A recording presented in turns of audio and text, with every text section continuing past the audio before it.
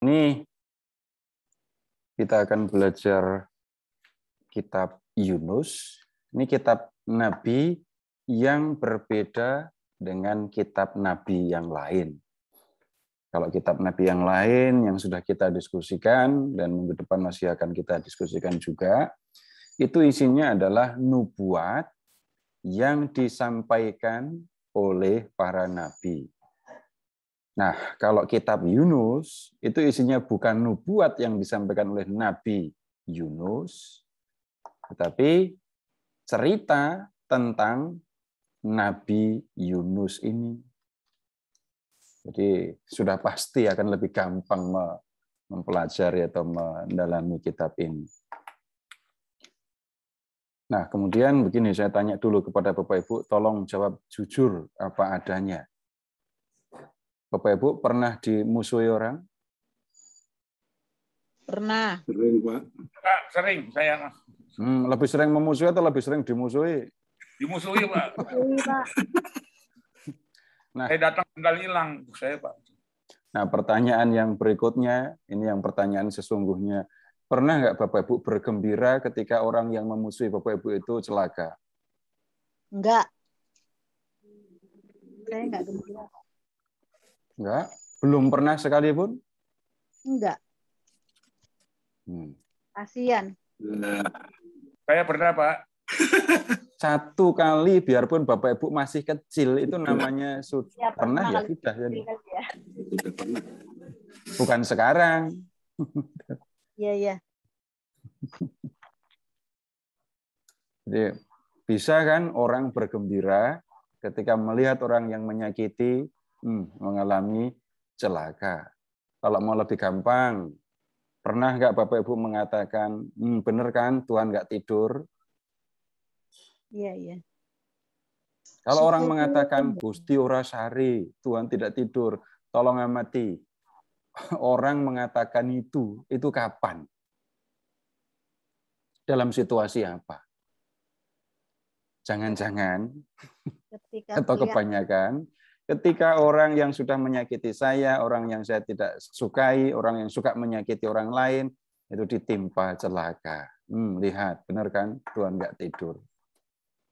Atau di lain kesempatan, pernah nggak mengatakan, biar Tuhan yang membalas. Halus sekali, nggak akan ada orang yang teriak, biar Tuhan yang membalas. Enggak, ngomongnya halus sekali. Pasti pelan juga ngomongnya. Tapi perhatikan, amati kata-kata itu. Ada ungkapan syukur ketika Tuhan benar-benar melakukan pembalasan itu. Nah, kalau dibalik, pernah nggak berlaku yang sebaliknya?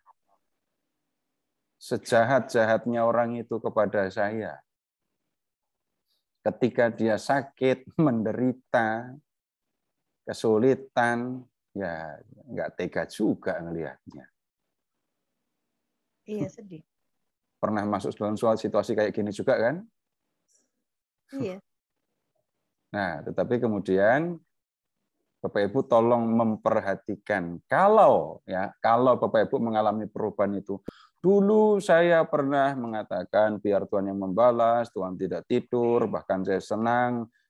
Ya, walaupun tidak terungkap, nggak sampai syukuran. Ketika orang yang menyakiti saya itu celaka. Lalu kemudian kok bisa kita sampai pada perubahan itu? Nah, Bapak Ibu, sudah bisa dipastikan Bapak Ibu melihat dari sisi yang lain. Nah, kita akan belajar ya dari kitab Yunus mengenai hal yang seperti ini. Tapi sebelum membaca kitab Yunus, kita perlu memperhatikan beberapa hal supaya kita bisa membaca, memahami ceritanya. Nah, kalau membaca kitab Yunus, Bapak Ibu, sekarang tolong membuka peta dulu ya. Tolong membuka peta yang peta dunia zaman purba atau dunia perjanjian lama.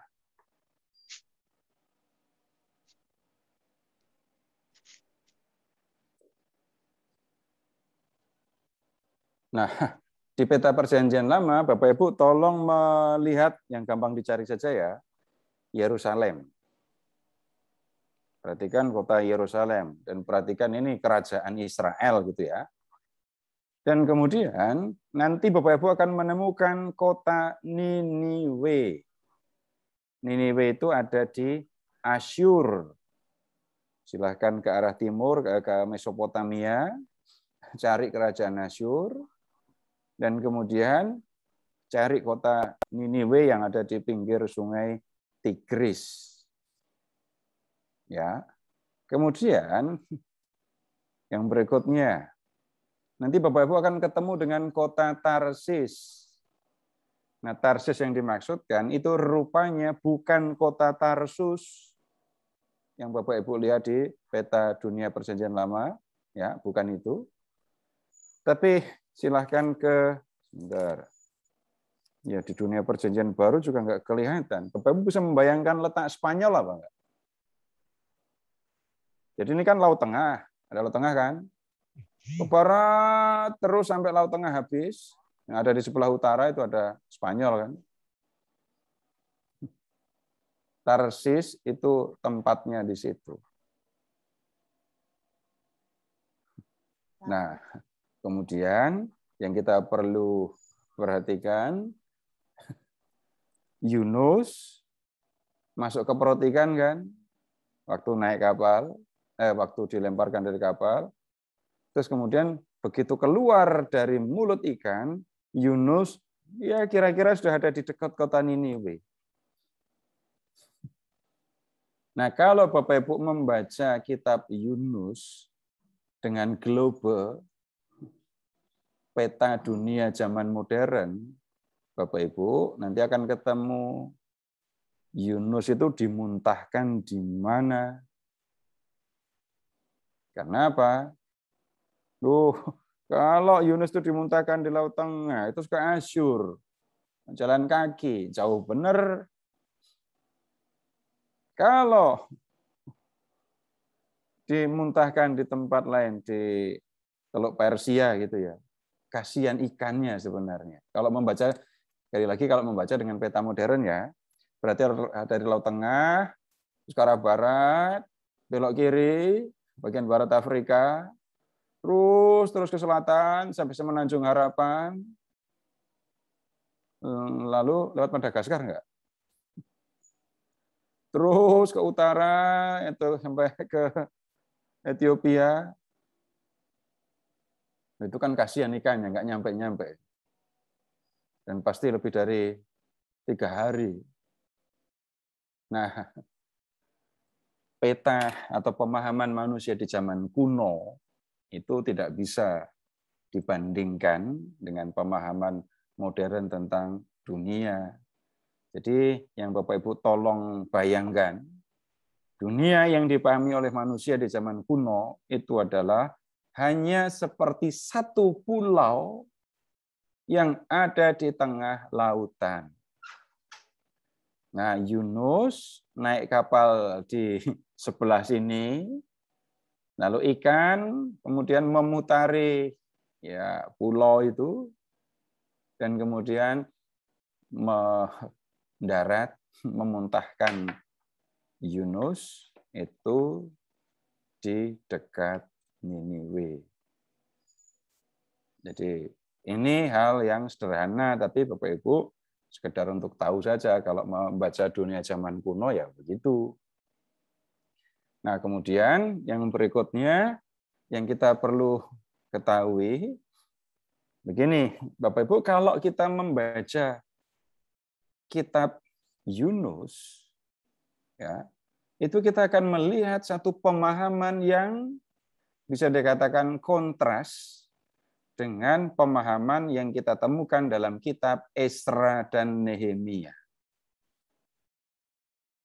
Nah, kontras itu yang mana? Bapak Ibu masih bisa mengingat soal perkawinan campur itu enggak? Jadi ketika orang-orang Yahudi yang pulang dari pembuangan, kemudian ya mereka kawin dengan perempuan-perempuan yang tinggal di sekitar mereka. Nah, kemudian Esra dan Nehemia menunjukkan sikap yang keras. Perempuan-perempuan asing harus diceraikan dan disuruh pulang bersama dengan anak-anak mereka. Nah, di balik tindakan yang seperti itu, Bapak Ibu bisa membayangkan hal yang sederhana saja. Pemahaman tentang kami ini umat pilihan, ya, kami ini darah suci, kami ini orang yang istimewa di hadapan Allah. Jangan sampai ya kita bercampur dengan bangsa-bangsa lain. Jadi menyebutnya kebanggaan sebagai umat pilihan yang mendorong mereka untuk menunjukkan sikap seperti itu tadi. Menceraikan perempuan-perempuan asing selalu bersama dengan anak-anak mereka, dipulangkan. Nah, ada sikap memandang rendah bangsa asing dan keyakinan bahwa Yahweh hanya memperhatikan orang Israel saja. Nah, kitab Yunus berbeda. Kitab Yunus menunjukkan sikap, tidak bisa kita mengatakan Allah hanya mengasihi orang Israel. Tapi Allah juga mengasihi orang-orang asing. Nah, kitab lain yang senada dengan kitab Yunus itu adalah kitab Rut. Nah, mengingatnya sederhana saja. Rut itu adalah seorang perempuan Moab. Letaknya ada di sebelah timur Sungai Yordan, negeri Moab, orang asing. Nah, kemudian orang asing ini, Rut, ikut ibu mertuanya ke Bethlehem, lalu diperistri oleh Boas, dan kemudian dari perkawinan dengan Boas ini, ya, Rut melahirkan seorang anak laki-laki yang kemudian menurunkan raja terbesar Israel, yaitu Daud. Kalau begitu lihat ini istimewa, orang asing ya, itu terlibat di dalam lahirnya raja terbesar yang ada di Israel. Ini sejalan dengan kitab Yunus. Nah, kemudian Bapak Ibu, ketika kita membaca kitab Yunus, silahkan mengingat yang gampang saja ya. Ini novel. Novel yang ditulis untuk menyampaikan pengajaran iman. Jadi jangan nyari sejarah dalam arti nanti nyoba masuk ke dalam perut ikan, lalu 3 hari. Dan ingat itu tadi, yang tentang geografi dunia zaman kuno tadi itu. Nggak akan ketemu kan? Nah, kemudian kalau ini novel, tapi ternyata tokohnya diambil dari nama seorang nabi yang pernah hidup di zaman kuno. Jadi kalau kita, tadi saya mengatakan Bapak Ibu, kitab Yunus itu bertentangan dengan Esra dan Nehemia. Jadi kira-kira ditulisnya kan pada zaman yang sama, tahun 500-an gitu ya. Tahun 500-an. Tetapi tokoh yang bernama Yunus bin Amitai ini pernah ada di dalam sejarah. Tapi sejarah yang sudah zaman lampau, dan Bapak Ibu bisa melihat sekarang, lihat dulu ya, Kedua Raja-Raja bab 14. 2 Raja bab 14.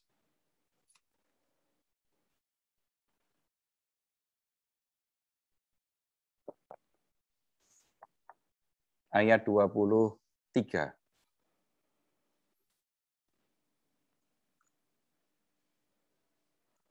Dalam tahun ke-15 zaman Amasya bin Yoas Raja Yehuda dan Yerobeam anak Yoas Raja Israel menjadi raja di Samaria.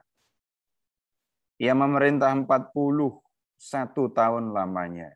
Ia melakukan apa yang jahat di mata Tuhan.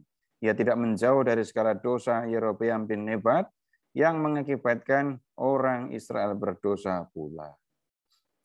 Ia mengembalikan daerah Israel dari jalan masuk ke Hamat sampai Laut Araba sesuai dengan firman Tuhan Allah Israel yang diucapkannya dengan perantaraan hambanya Nabi Yunus bin Amittai dari Gad Hefer. Sebab Tuhan telah melihat betapa pahitnya kesengsaraan orang Israel itu. Sudah habis lenyap baik yang tinggi maupun yang rendah kedudukannya, dan tidak ada penolong bagi Israel. Tetapi Tuhan tidak mengatakan bahwa ia akan menghapuskan nama Israel dari kolong langit. Jadi ia menolong mereka dengan perantaraan Yerobeam bin Yoas. Jadi begini, Yerobeam bin Yoas itu raja Israel yang utara ya. Dan itu berarti kalau Yerobeam masih memerintah, kerajaan Israel yang utara belum hancur. Kerajaan Israel, kerajaan utara itu baru hancur nanti di bab 17. Di zaman pemerintahan Hosea ya, bin Ela, bab 17 ayat 1. Nah, sekarang silahkan beralih ke 2 Raja bab 17. Dalam tahun ke-12 zaman Ahaz, Raja Yehuda, Hosea bin Ela menjadi raja di Samaria atas Israel. Ia memerintah 9 tahun lamanya, ia melakukan apa yang jahat di mata Tuhan, tetapi bukan seperti raja-raja Israel yang mendahului dia. Nah, sekarang ini yang harus diperhatikan. Ayat 3. Salmaneser, Raja Asyur melawan dia. Hosea takluk kepadanya serta membayar upeti. Jadi Asyur menaklukkan Israel, Israel membayar upeti. Tapi lihat yang kemudian terjadi, ayat 4. Tetapi kedapatan oleh Raja Asyur bahwa di pihak Hosea ada persepakatan. Karena Hosea telah mengirimkan utusan-utusan kepada So, Raja Mesir, dan tidak mempersembahkan lagi upeti kepada Raja Asyur. Seperti biasanya, tahun demi tahun. Jadi kelihatan atau ketahuan oleh penguasa Asyur bahwa Raja Israel sudah minta bantuan kepada Mesir. Usia berontak ini berarti. Nah, karena itu Raja Asyur menangkap dia, membelenggu dia dalam penjara. Setelah itu, ayat 5, majulah Raja Asyur menjelajah seluruh negeri itu yang menyerang Samaria dan mengepungnya 3 tahun lamanya. Jadi pasukan Asyur mengepung Samaria selama 3 tahun. Sudah pasti yang di dalam kota udah kurus-kurus semua. Dalam tahun ke-9 zaman Hosea, maka Raja Asyur merebut Samaria. Ia mengangkut orang-orang Israel ke Asyur, ke dalam pembuangan, dan menyuruh mereka tinggal di Halah, di tepi sungai Habor, yakni sungai negeri Gosan, dan di kota-kota orang Madai. Dan selanjutnya, untuk mengisi tanah Israel, maka lihat ayat 24, Raja Asyur mengangkut orang-orang dari Babel, Kuta, Awa, Hamat, Sefarwaim, lalu menyuruh mereka diam di kota-kota Samaria menggantikan orang Israel. Maka orang-orang itu pun menduduki Samaria dan diam di kota-kotanya. Nah, Bapak Ibu, ingat, perhatikan lagi ya, ini yang memerintah Israel tadi, waktu ada nabi yang bernama Yunus bin Amittai, itu adalah Yerobeam. Yerobeam digantikan oleh Zakaria 15:8. Zakaria digantikan oleh Salum ayat 13. Salum digantikan oleh Menahem, Menahem digantikan oleh Pekah. Pekahia, Pekahia digantikan oleh Pekah, dan kemudian Pekah digantikan oleh Hosea. Jadi kalau bicara tahun yang itu tadi, Israel dihancurkan oleh Asyur itu 722. 722 ya. Nah kalau begitu, Yunus bin Amitai yang hidup di zaman Yerobeam bin Yoas, ya sudah pasti sebelum tahun 722. Sedangkan Esra dan Nehemia, pakai hitungan jelek saja, itu hidup di tahun 500-an. Jadi, ya Nabi yang disebut dengan Yunus bin Amitai, itu hidupnya di abad ke-8 sebelum Masehi. Tahun 700-an, sebelum tahun 722. Dan kemudian Esra dan Nehemia tahun 500-an. Nah, kitab Yunus ditulisnya di zaman Esra dan Nehemia. Jadi pakai hitungan kasar ya, tahun 500-an. Nabi yang bernama Yunus bin Amitai itu hidupnya tahun 700-an. Jadi, apa yang sesungguhnya terjadi? Di zaman Esra dan Nehemia, ada seseorang yang menulis kisah tentang Nabi, dan tokoh nabinya diambil dari seorang nabi yang pernah hidup di tahun 700-an, namanya Yunus itu tadi. Nah, sekali lagi, yang menjadi penting itu bukan soal ini beneran apa enggak ceritanya. Jadi ada seseorang yang menulis kisah tentang seorang nabi, tapi tokoh nabinya diambil dari nama seorang nabi yang memang pernah ada. Bisa memahami gagasannya apa enggak?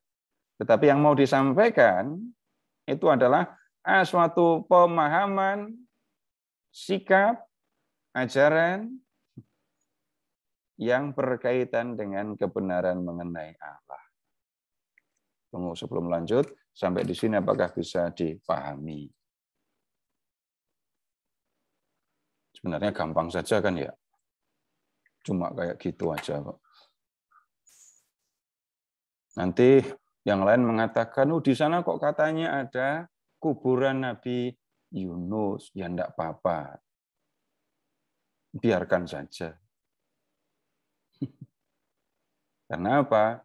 Nah, itu hanya disebut, di situ ada makam. Tapi kemudian kalau diperhatikan lebih jauh, beneran itu makam atau bukan, itu diskusi nanti bisa panjang dan jangan-jangan bisa menyakitkan malahan. Karena Bapak Ibu lihat sendiri ini tadi ya, yang Nabi yang bernama Yunus bin Amitai hidupnya di kerajaan Israel abad ke-8. Kisah Nabi Yunus punya latar belakang dan ditulis ya ini malah di abad abad ke-5 sebelum Masehi. Nah, kalau tidak ada yang perlu disampaikan, ya kita sekarang masuk ke ceritanya. Silahkan membuka kitab Yunus sekarang. Ya, mulai dari bab 1, ayat 1. Datanglah firman Tuhan kepada Yunus bin Amitai. Demikian.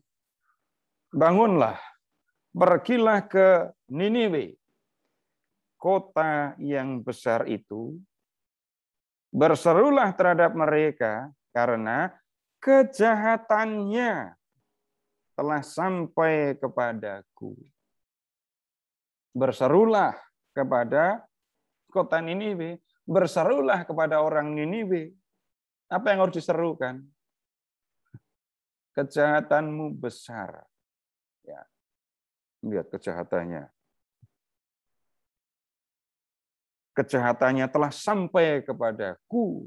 Mereka begitu jahat sampai kejahatannya terbawa atau dikabarkan sampai naik ke hadapan Tuhan di atas langit. Nah, karena kejahatannya yang sudah begitu besar, Yunus diminta serukan supaya orang Niniwe bertobat.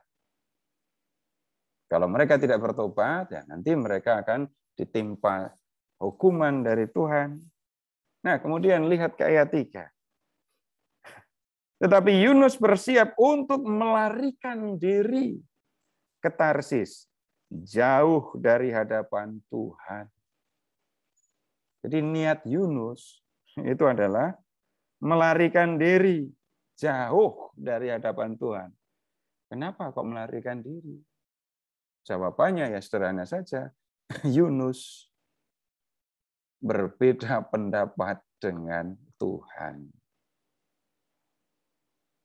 Nah, beda pendapatnya nanti bisa kelihatan, tetapi sederhananya ya, Niniwe itu sudah jahat sekali. Layak, udah dibiarkan saja. Mau celaka, biar celaka. Tuhan mau menghukum, biar saja Tuhan menghukum. Nah, kemudian, lihat, Yunus pergi ke Yafo, pelabuhan, dan mendapat di sana sebuah kapal yang akan berangkat ke Tarsis. Ia membayar biaya perjalanannya, lalu naik kapal itu untuk berlayar bersama-sama dengan mereka ke Tarsis, diulang lagi, jauh dari hadapan Tuhan. Bapak Ibu, ini kok diulang lagi, jauh dari hadapan Tuhan. Ya, ini pemahaman orang di zaman kuno lagi ya. Yahweh Allah Israel itu hanya punya kekuasaan, berkuasa di wilayah Israel. Kalau sudah di luar Israel, maka orang Israel akan berpikir mereka jauh dari hadapan Tuhan. Itu sakit atau sedihnya Daud ketika harus lari ke tanah orang Filistin, jauh dari Tuhan. Jadi Yunus sengaja menjauh dari Tuhan karena tidak sepakat dengan keputusan Tuhan. Dah jelas dia membeli tiket kapal yang akan menuju ke Tarsis. Tetapi Tuhan menurunkan angin ribut ke laut. Lalu terjadilah badai besar sehingga kapal itu hampir-hampir terpukul, hancur. Awak kapal menjadi takut, masing-masing berteriak kepada ilahnya masing-masing, maksudnya begitu. Dan mereka membuang ke dalam laut segala muatan kapal itu untuk meringankannya. Tetapi Yunus telah turun ke dalam ruang kapal yang paling bawah dan berbaring di situ, lalu tertidur dengan nyenyak. Nah, lihat, Tuhan mengamati yang dilakukan Yunus. Tuhan bahkan tahu kapal mana yang dinaiki Yunus ya. Kapal sudah mulai bergerak meninggalkan Yafo, masuk ke tengah laut. Dan kemudian Tuhan menurunkan angin ribut, menggoncangkan kapal, kapal sampai hampir hancur. Semua yang ada di kapal, kecuali Yunus, takut, terutama para awak kapal. Dan untuk menghindari supaya kapal tidak tenggelam, lihat, ya segala muatan di kapal dibuang untuk meringankan kapal itu. Ini kalau saya mendengar yang kayak gini itu saya ingat Alkitab yang dikirim lewat kapal. Alkitab dikirim dari Jakarta. Dari Jakarta ke Surabaya kan, dari Surabaya lalu dengan ekspedisi dikirim ke daerah dengan naik kapal. Kalau ada ombak, Alkitab itu yang sering dibuang duluan. Kenapa? Berat. Ya Alkitab itu kalau satu dusin berat sekali. Ini didulukan, dilempar ke lautnya. beberapa kali pernah mendengar cerita yang seperti itu. Nah, ini situasi jelas panik di dalam kapal. Dan kemudian Bapak Ibu silahkan amati ya. Semua yang ada di kapal itu masing-masing berteriak memanggil ilahnya, dewanya, berhalanya sendiri-sendiri. Minta tolong. Nah, kemudian amati ke bawah kapal. Di tengah situasi orang yang panik kayak gitu, Yunus ada di bagian bawah kapal. Ngapain? Tidur, nyenyak. Ini pasti nyenyak sekali, beneran ini. Orang di atas pada panik, bingung, berhadapan dengan angin besar. Ini malah tidur nyenyak. Nah, kemudian datanglah nahkoda mendapatkannya sambil berkata, bagaimana mungkin engkau tidur begitu nyenyak? Bangunlah, berserulah kepada Allahmu, barangkali Allah itu akan mengindahkan kita, sehingga kita tidak binasa. Nahkoda menjumpai Yunus dan meminta supaya Yunus berlaku seperti yang lain. Memanggil Allahnya, supaya Allah itu datang menolong mereka. Lalu berkatalah mereka satu sama lain. Ini langkah berikutnya ya. Setelah masing-masing berteriak memanggil dewa, dewi, ilah, mereka masing-masing, rupanya tidak ada yang jawab. Nggak ada yang jawab. Lalu langkah kedua yang dilakukan yaitu 7. Berkatalah mereka satu sama lain, marilah kita buang undi supaya kita mengetahui karena siapa kita ditimpa oleh malapetaka ini. Bapak Ibu ini jangan diikuti ya cara ini. Jangan diikuti. Nanti kalau ada di suatu tempat ada kena malapetaka, diundi siapa yang bikin masalah. Nah, nanti setelah ketahuan siapa yang bikin masalah, harus dilakukan tindakan. Sekali lagi, ini cara orang di zaman kuno yang kita lihat di kitab Yunus. Yang ada situasi genting seperti ini, lalu mereka harus cari tahu siapa yang menyebabkan malapetaka itu. Caranya dengan membuang undi. Nah, kalau di Perjanjian Lama, Bapak Ibu memang ada kebiasaan untuk mencari kehendak Tuhan dengan batu undi, namanya Urim dan Tumim. Nah, kita tidak tahu undian yang mana yang dimaksudkan, tetapi gambaran ya. Ini bukan dadu yang ada titik 1, titik 2, titik 5 itu ya. Bukan itu. Apalagi yang ditutup pakai apa? Enggak, itu bukan yang dipakai untuk judi juga. Tapi silakan membayangkan 2 batu. Lalu batu itu yang satu kalau ada tulisannya Y, yang satu lagi ada tulisannya N. Yang satu yes, yang kedua no. Ini saya ilustrasikan dengan bahasa sederhana. Nah, kemudian 2 batu ditaruh di dalam kantong. Kantong yang enggak kelihatan, bukan kantong plastik yang transparan. Lalu kemudian cara mengundinya. Ini dihadapkan si A. Apakah orang ini yang menyebabkan celaka? Lalu tangan dimasukkan ke dalam kantong dan diambil. Batu yang tulisannya N. No. Bukan. B. Batu dimasukkan lagi ya. Batu dimasukkan lagi. Lalu di hadapan B. Apakah orang ini yang menyebabkan celaka? Diambil batu lagi. Dapatnya batu yang tulisannya no. Dan sampai ke hadapan Yunus, batu diambil. Batu ini diambil dan jawabannya yes.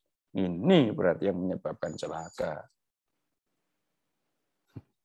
Jadi dari proses pengundian itu lalu ketahuan Yunus yang menyebabkan badai mengamuk ini. Ayat 8, sudah ketahuan kalau Yunus yang bikin masalah. Berkatalah mereka kepadanya, beritahukanlah kepada kami, karena siapa kita ditimpa oleh malapetaka ini? Apa pekerjaanmu? Dan dari mana engkau datang? Apa negerimu? Dan dari bangsa manakah engkau? Udah langsung interogasi ini. Sahutnya kepada mereka, aku seorang Ibrani. Aku takut akan Yahweh, Allah yang mempunyai langit dan yang telah menjadikan lautan dan daratan. Orang-orang itu sangat takut, menjadi sangat takut, lalu berkata kepadanya, apakah yang telah kau perbuat? Sebab orang-orang itu mengetahui bahwa ia melarikan diri jauh dari hadapan Tuhan. Ini keterangan yang sulit dimengerti, toh. Orang-orang itu kok sudah pada tahu. Hal itu ternyata telah diberitahukannya kepada mereka. Oh, gitu maksudnya. Jadi Yunus memperkenalkan diri. Aku ini orang Ibrani. Ya, aku takut kepada Yahweh Allahku, dan Yahweh itu adalah Allah yang mempunyai langit dan bumi. Dialah yang menjadikan lautan dan daratan. Dan kemudian Yunus ternyata mengatakan kepada mereka, aku ini sebenarnya sedang melarikan diri dari hadapan Tuhan. Lalu mereka pada nanya, apa yang kau perbuat? Nah, ayat 11. Bertanyalah mereka, akan kami apakan engkau supaya laut menjadi reda dan tidak menyerang kami lagi, sebab laut semakin bergelora. Kalau nyatanya Yunus yang melakukan kesalahan, dia melarikan diri dari Tuhan, Yahweh Allah Israel, dan kemudian Yahweh Allah Israel mengejar kapal itu, menurunkan angin sampai kapal terombang-ambing dan semua yang ada di kapal dalam bahaya. Mereka tanya, kamu ini harus kami apain? Begitu pertanyaannya. Nah, kemudian lihat ke ayat 12. Ini Yunus menjawab. Sautnya kepada mereka, angkatlah aku. Campakkanlah aku ke dalam laut, maka laut akan menjadi reda dan tidak menyerang kamu lagi. Sebab aku tahu bahwa karena akulah badai besar ini menyerang kamu. Yunus ngasih tahu, udah angkat aku, lemparkan ke dalam laut. Tapi lautnya kan sedang bergelora. Yunus tahu ini masalah karena aku. Laut menjadi seperti ini karena aku. Kalau aku dimasukkan, dilemparkan ke dalam laut, laut pasti reda. Tapi gimana orang-orang yang biasa jadi awak kapal ngelihat laut yang bergelora seperti itu, nggak akan tega membiarkan atau melemparkan ya orang ke dalam laut. Ayat 13. Lalu berdayunglah orang-orang itu dengan sekuat tenaga untuk membawa kapal itu kembali ke darat. Tetapi mereka tidak sanggup sebab laut semakin bergelora menyerang mereka. Yunus minta supaya dia dilemparkan. Mereka nggak mau. Tapi mereka mendayung sekuat tenaga, udah balik ke daratan saja. Tapi nggak sanggup. Gelombang begitu hebat. Lalu berserulah mereka kepada Yahweh, katanya, ya Yahweh, janganlah kiranya engkau membiarkan kami binasa karena nyawa orang ini. Dan janganlah engkau tanggungkan kepada kami darah orang yang tidak bersalah, sebab engkau Yahweh telah berbuat seperti yang kau kehendaki. Jadi seolah-olah mereka minta izin dulu kepada Yahweh Allah yang disembah oleh Yunus. Jangan membiarkan kami binasa karena nyawa orang ini. Jangan kau tanggungkan kepada kami darah orang yang tidak bersalah. Yang di kapal itu nggak salah, tapi nanti gara-gara satu orang ini semua bisa mati.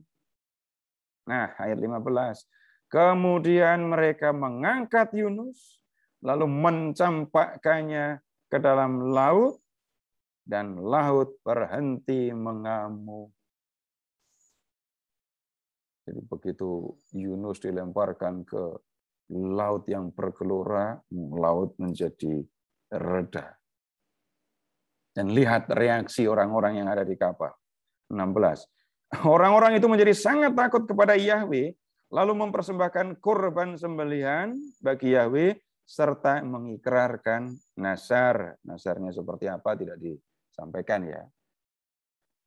Tapi mereka melihat, mereka mengalami. Berarti beneran yang diomongkan oleh Yunus. Berarti badai, gelombang besar ini tadi, datang karena Allah yang disembah Yunus yang mendatangkannya. Karena nyatanya begitu Yunus dilemparkan ke dalam laut, laut menjadi reda. Dan mereka kemudian ya mempersembahkan kurban. Ayat 17, maka atas penentuan Yahweh, datanglah seekor ikan besar menelan Yunus.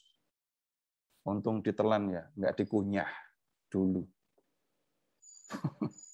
Langsung ditelan.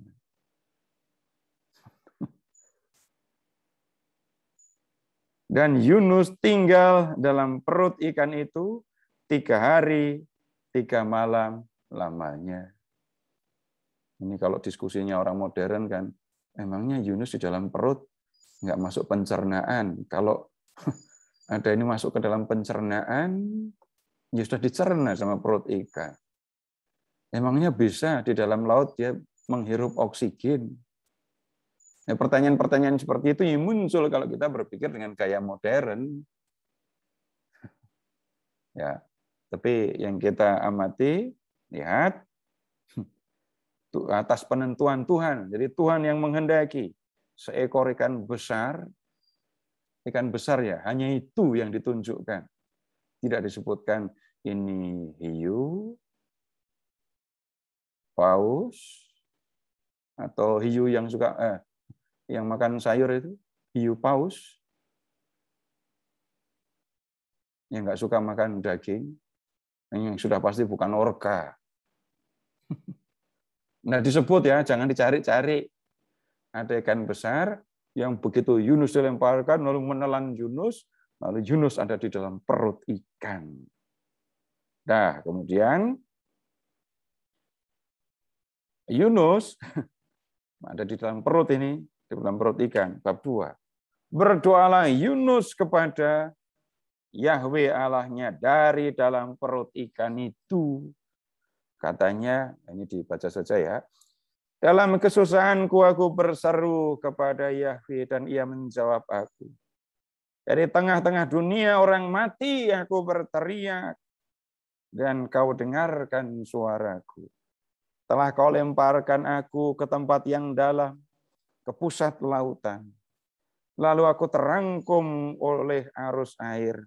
Segala gelora dan gelombangmu melingkupi aku. Dan aku berkata, telah terusir aku dari hadapan matamu. Mungkinkah aku memandang lagi bait-mu yang kudus? Segala air telah mengepung aku, mengancam nyawaku. Samudra raya merangkum aku. Lumut lautan membelit kepalaku. Di dasar gunung-gunung. Aku tenggelam ke dasar bumi. Pintunya terpalang di belakangku untuk selama-lamanya. Jadi ini menggambarkan ini situasi Yunus. Kalau kita membaca padanya dengan mengingat Yunus yang mau melarikan diri dari hadapan Tuhan tadi, ya kita bisa komentar, salahmu sendiri gitu ya. Tapi tunggu dulu, orang salah itu kan juga berdoa minta tolong kepada Tuhan kan ya. Memangnya kalau Bapak Ibu sadar dengan dosa Bapak Ibu lalu tidak mau minta tolong kepada Tuhan? Tetap aja minta tolong kepada Tuhan. Yunus sudah bersalah. Yunus tapi kemudian dilemparkan ke dalam laut, masuk ke dalam perut, dan kemudian ikannya menyelam di dalam laut kan. Jadi Yunus menggambarkan situasinya. Dia seperti ada di dunia orang mati. Dia ada di pusat lautan. Dia dikungkung, diliputi oleh air. Nah sekarang dia jauh beneran dari hadapan Tuhan. Lihat ke ayat 4. Tadi dia sendiri yang berniat untuk lari dari hadapan Tuhan. Sekarang dia mengatakan, telah terusir aku dari hadapan. Dan dia masih nanya, bisa melihat bait Allah lagi enggak aku ya? Mungkinkah aku memandang lagi bait-Mu yang kudus? Lihat, ini gambarannya, ya, situasi Yunus. Segala air mengepung aku, mengancam nyawaku, samudra raya merangkum aku, lautan membelit kepalaku, aku tenggelam ke dasar bumi. Dan kemudian pintunya terpalang di belakangku, nggak bisa aku balik lagi. Tapi kemudian lihat, ketika itulah engkau naikkan nyawaku dari dalam liang kubur ya Yahweh Allahku. Ketika jiwaku letih lesu di dalam aku, teringatlah aku kepada Yahweh, dan sampailah doaku kepadamu ke dalam bait-Mu yang kudus. Mereka yang berpegang teguh pada berhala kesia-siaan, merekalah yang meninggalkan Dia yang mengasihi mereka dengan setia. Tetapi aku, dengan ucapan syukur akan kupersembahkan kurban kepadamu, apa yang kunasarkan akan kubayar. Keselamatan adalah dari Tuhan. Tahu-tahu dan nasar, ini Bapak Ibu bisa melihat. Ini sebenarnya doa syukur dari orang yang sudah lepas dari kesusahan. Kalau orang sedang susah, dengan menghadapi penderitaan, perjanjian lama ini ya, orang mengajukan permohonan kepada Tuhan. Tuhan tolong saya, lepaskan saya dari penderitaan. Nah, kemudian pada situasi yang seperti itu, mereka juga menyampaikan janji atau nasar kepada Tuhan. Kalau Tuhan memberikan kepadaku apa yang aku minta, maka aku akan melakukan ini. Nah, itu nasar. Seperti itu loh waktu Bu Hana, istri Pak Elkana. Ya. Dia dimadu oleh suaminya, dia diejek terus karena apa? Bu Hana ini nggak punya anak, sementara madunya punya anak. Lalu ketika dia sembahyang kepada Tuhan, dia mengatakan, kalau Tuhan memberikan aku seorang anak, maka anakku itu nanti untuk Tuhan. Dan kemudian anak itu dikasih nama Samuel, artinya Allah mendengarkan. Lalu setelah Samuel lahir, tumbuh besar, sudah disapih, lalu benar-benar Bu Hana itu memenuhi nazarnya. Anak ini diantar kepada Romo Eli, ya, yang bertugas di paroki Silo. Nah, itu nazar. Jadi kalau Bapak Ibu mengamati doa Yunus, ini ya doa orang yang baru lepas dari kesusahan.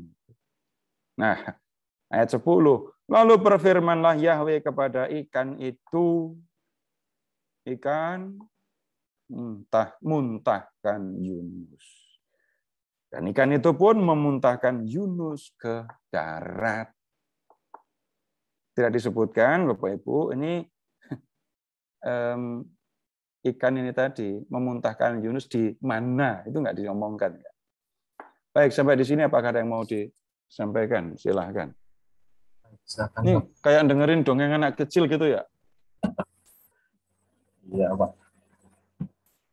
Silakan Bapak Ibu bagi yang ingin bertanya langsung meng-unmute mic dan bertanya. Tanya Pak, Ya, silakan Bu.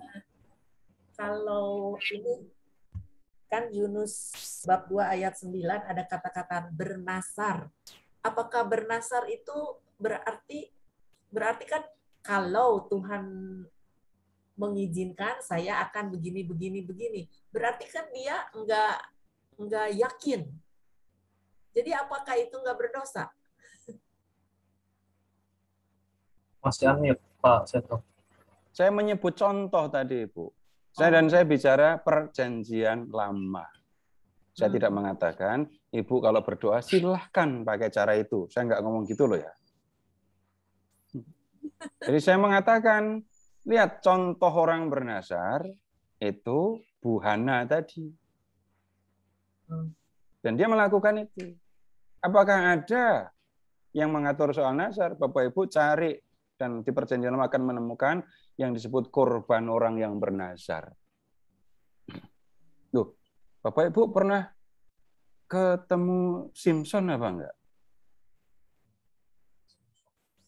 Itu termasuk orang nazir. Bapak Ibu membaca Bilangan bab 6 akan ketemu kalau orang bernazar itu seperti apa. Keterangannya lengkap.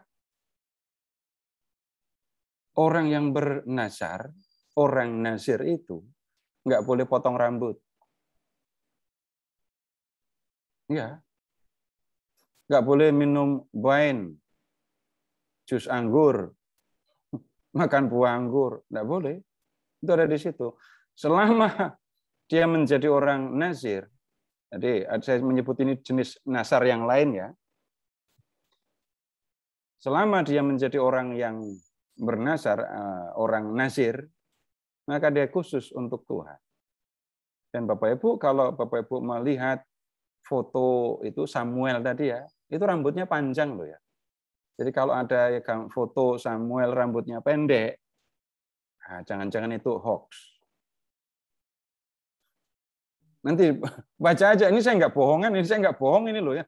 Ini saya pakai bahasa kayak gini, tapi yang saya katakan itu ada teksnya. Kalau di kitab Bilangan, ya itu orang nazir itu nggak boleh potong rambut. Bapak Ibu, kenapa Tuhan Yesus rambutnya panjang? Jangan pernah bilang tidak ada tukang cukur. Kalau sampai mengatakan tidak ada tukang cukur, itu pasti mengira-ira. Dan tidak bisa membuktikan. Waktu Paulus pulang dari misi, ya, itu waktu mau pulang dia potong rambut dulu di salon kok. Ini kisah bab 18 ya 18. Dan kemudian ketika bicara tentang Samuel tadi, disebut pisau cukur. Mundur ke zaman lampau lagi, di kitab Bilangan bab 6, sudah ada juga pisau cukur itu. Jadi sudah ada tukang cukur. Nah, saya tidak mengatakan kepada Bapak Ibu, sekarang kalau mau berdoa silahkan bernazar. Enggak. Tapi saya menyebut salah satu kebiasaan di Perjanjian Lama. Tapi berikutnya lagi, kenapa? Kalau Bapak Ibu amati baik-baik tentang bernazar, kalau Tuhan memberikan kepadaku apa yang aku minta, aku akan melakukan sesuatu untuk Tuhan. Dan lakukan dengan sungguh-sungguh. Yang pertama, kemudian yang kedua, ada orang-orang nazir, orang-orang yang bernazar. Itu adalah orang-orang yang mengkhususkan dirinya untuk melayani Tuhan. Nah, kalau yang ini silahkan dicontoh. Mengkhususkan diri untuk melayani Tuhan. Nanti kalau di Perjanjian Lama, orang-orang tertentu itu bikin jangka waktu tersendiri selama sekian lama. Masa kenasiran itu ada niatan tersendiri. Kalau kemudian Yesus itu rambutnya panjang, karena dia disebut orang Nazaret.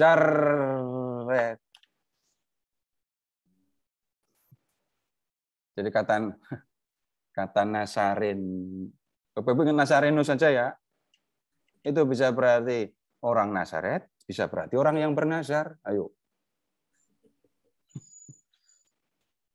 Dan Bapak Ibu tahu dengan jelas kan, sejak lahir sampai Tuhan Yesus meninggal, hidupnya untuk melayani Bapa saja. Ya, begitu Bu. Ya. Terima kasih. Silakan Bapak Ibu. Boleh tanya Pak? Silakan. Baik, Kak. Malam Pak Seto, tadi kan disebutkan bahwa Yunus masuk ke perut ikan besar itu adalah sebuah novel dengan nama seorang nabi, memakai nama nabi. Nah sebenarnya kalau pembicaraan masalah itu kan mujizat-mujizat yang dilakukan Yesus itu kan juga seperti banyak yang tidak masuk akal. Seperti tadi bacaan misa jam 6 tadi tentang membayar pajak, Yesus menyuruh Petrus untuk mengail ikan, memancing ikan, bukalah ikan yang pertama mulutnya, kemudian di dalamnya ada koin untuk membayar pajak. Yang menjadi pertanyaan saya, kapan batas-batasan bahwa sesuatu hal yang di luar kewajaran itu novel, sesuatu itu mukjizat itu. Terima kasih, Pak. Saya mengatakan ini novel bukan karena soal nggak masuk akal, Pak. Tetapi karena kalau kita melihat kitab-kitab di dalam Perjanjian Lama, Bapak Ibu akan menemukan kelihatannya sama-sama cerita. Tetapi ada yang berbeda. Ambil contoh, udah saya tidak bicara tentang yang nggak masuk akalnya dulu. Tapi ingat, Yunus bin Amittai sebagai tokoh yang ada di dalam sejarah, itu hidupnya abad ke-8 tadi ya. Nah, kemudian isi atau teologi yang ada di dalam kitab Yunus itu mencerminkan situasi di abad ke-5. Nah, kita tidak bisa tiba-tiba tahu yang seperti ini. Tetapi begini loh, kalau kita, ini Perjanjian Lama itu kan tidak selesai ditulis hanya dalam waktu 10-20 tahun, 100 tahun.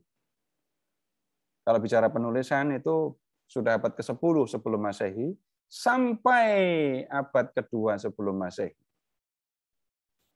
Itu proses penulisan Perjanjian Lama. Membayangkan abad 9-10 sampai ke abad 2. Ada yang berubah, ada yang berkembang, banyak sekali. Sekarang begini contohnya. Ini yang contoh yang sering kali saya sampaikan kepada Bapak Ibu. Kalau di Perjanjian Lama Bapak Ibu sudah ketemu dengan keyakinan tentang kebangkitan dan kehidupan kekal, sudah pasti itu bagian akhir Perjanjian Lama. Abad ke-2 sebelum Masehi. Kenapa? Ya baru di situ orang Israel sampai pada keyakinan akan kebangkitan dan kehidupan kekal. Jadi ada teologi yang berkembang, ada situasi yang berbeda-beda. Nanti kalau dalam kehidupan sehari-hari gitu ya, Bapak Ibu untuk contoh ilustrasi sederhana, Bapak Ibu mengikuti lagu tahun berapa? Memperhatikan nggak kalau tahun 80-an itu kata yang sering muncul itu kata suratan. Iya atau enggak? Tahun 2000 yang muncul kata selingkuh. Selingkuh dulu digunakan untuk orang yang sudah berkeluarga. Di tahun 2000-an selingkuh digunakan untuk orang yang baru pacaran. Nah, itu hal seperti itu akan kelihatan dari zaman ke zaman. Nah, kemudian balik lagi ke kitab Yunus ini ya. Tadi saya menyampaikan teologi dari kitab Yunus. Allah tidak hanya mengasihi orang Israel. Tapi Allah juga mengasihi orang di luar Israel.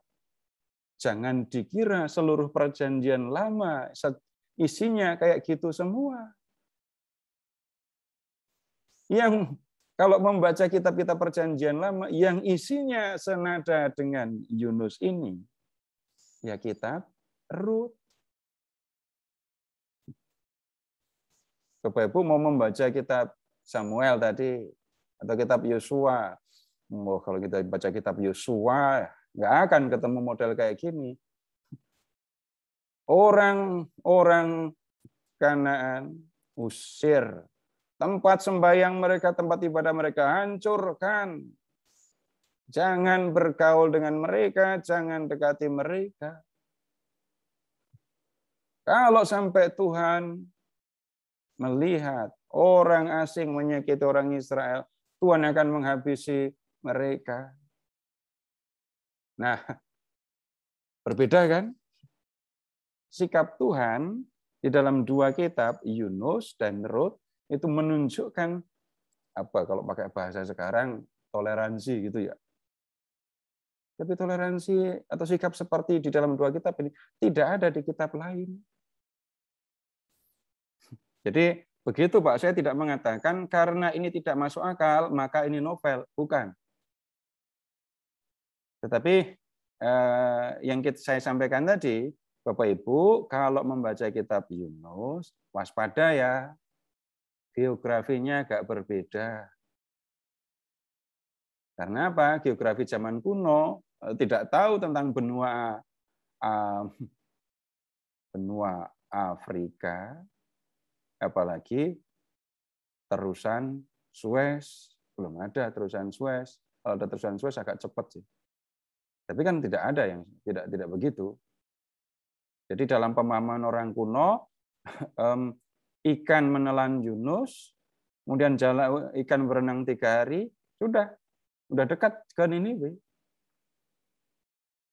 Nah, kemudian hati-hati ya, nanti ketemu yang tampak nggak masuk akal. Bagaimana Yunus bisa bertahan di dalam perut ikan? Apakah dia nggak dikunyah? Apakah kemudian dia bisa bertahan di dalam? Nah, tunggu. Bapak Ibu pernah nggak mendengar ini adalah mukjizat? Di dalam kisah ini tadi, di dalam teks, Bapak Ibu mendengar ini mukjizat? Malah nggak disebut. Tapi nanti yang di perjanjian baru akan disebut oleh Yesus, justru seperti Yunus tinggal di perut ikan 3 hari 3 malam lamanya, demikianlah Anak Manusia akan tinggal di dalam rahim bumi. Nah, ini agak berbeda urusannya. Ini soal teologisnya. Nah, kemudian kalau sekarang bicara mukjizat. Mukjizat itu apa? Bukan hanya soal yang mustahil. Karena apa?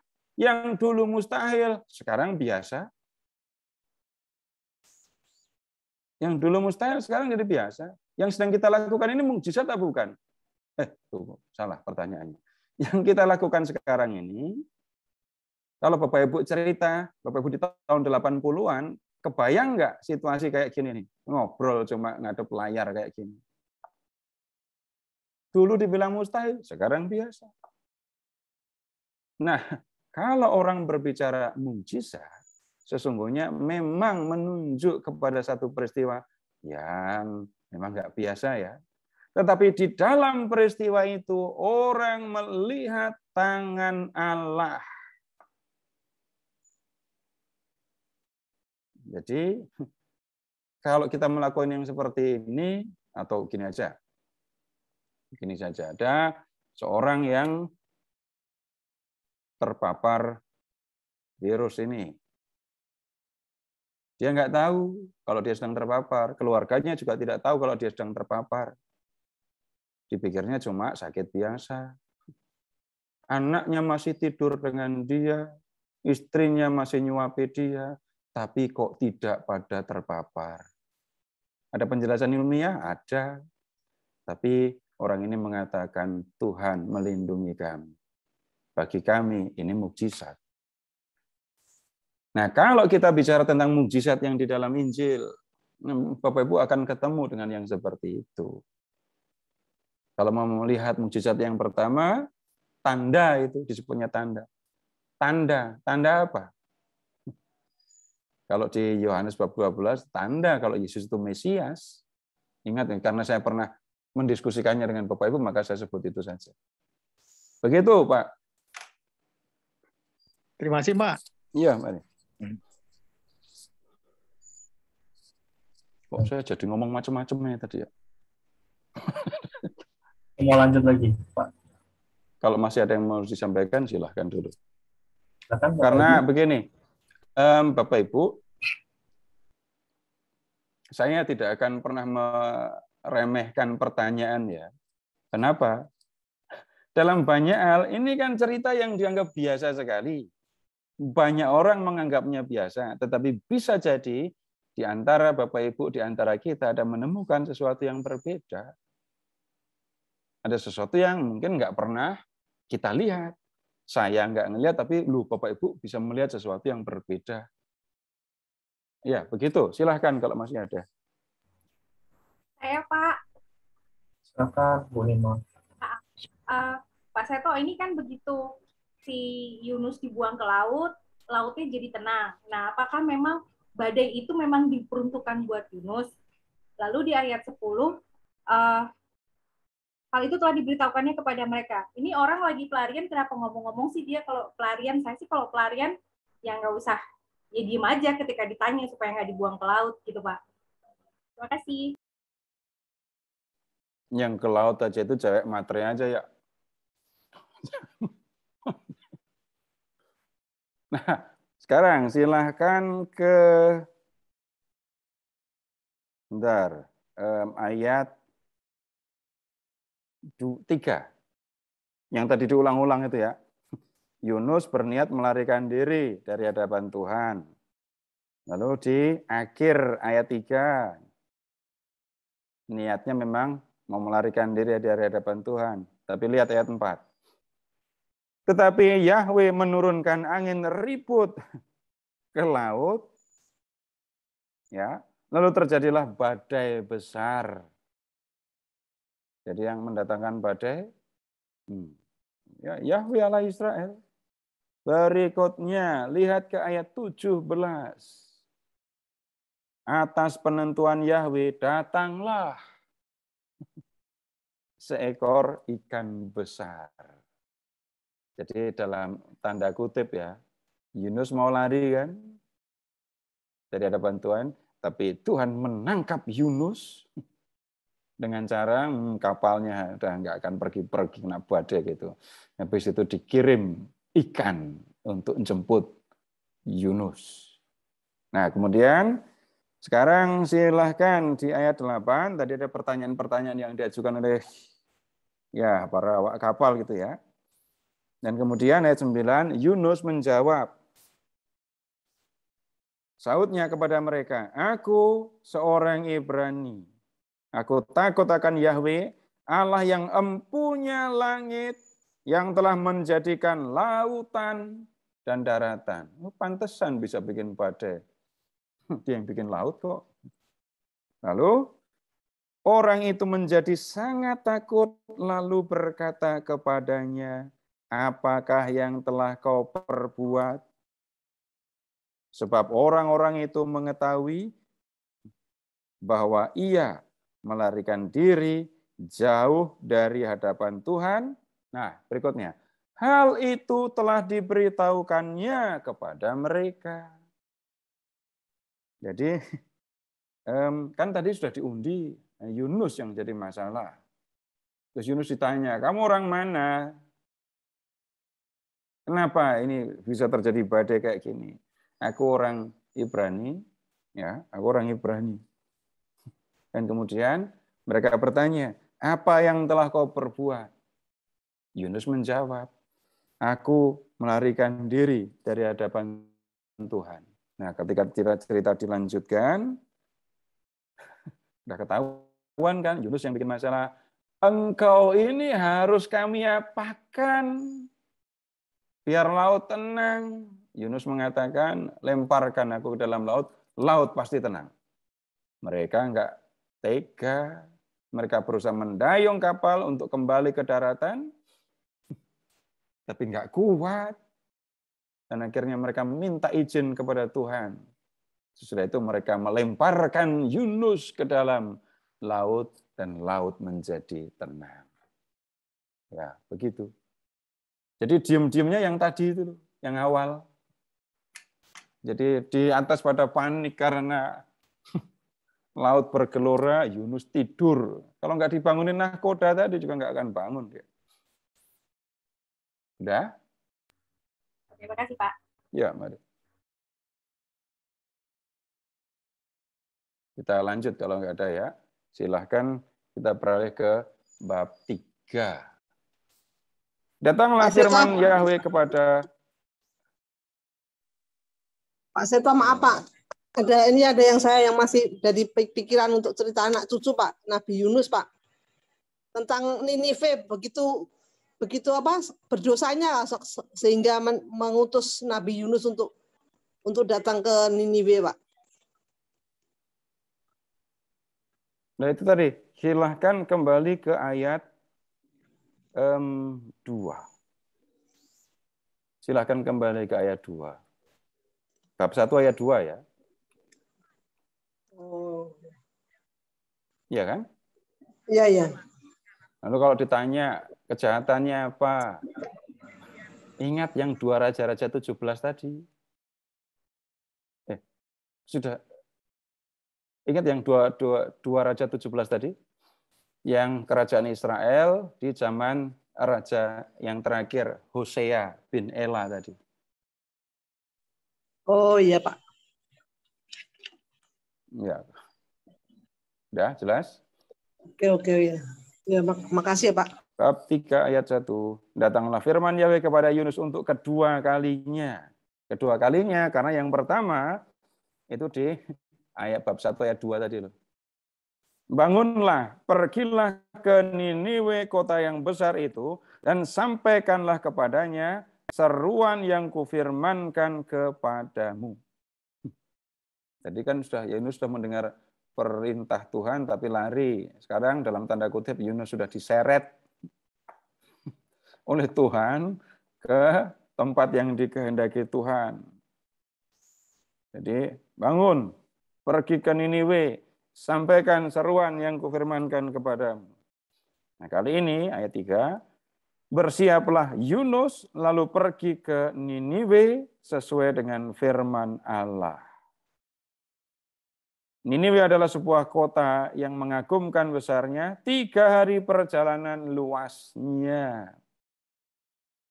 Mulailah Yunus masuk ke dalam kota. Ini tadi Bapak Ibu yang saya maksudkan.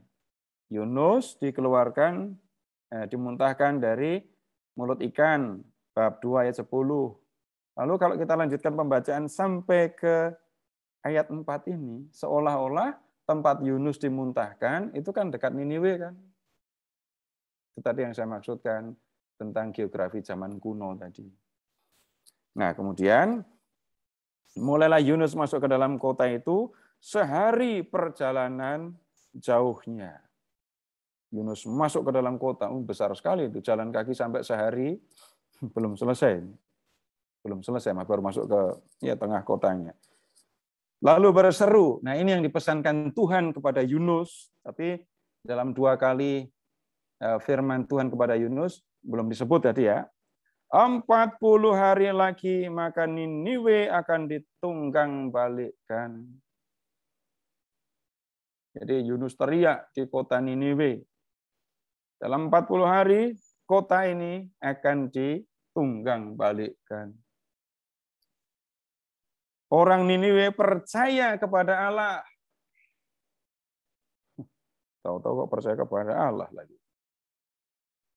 Lalu mereka mengumumkan puasa, dan mereka, baik orang dewasa maupun anak-anak, mengenakan kain kabung.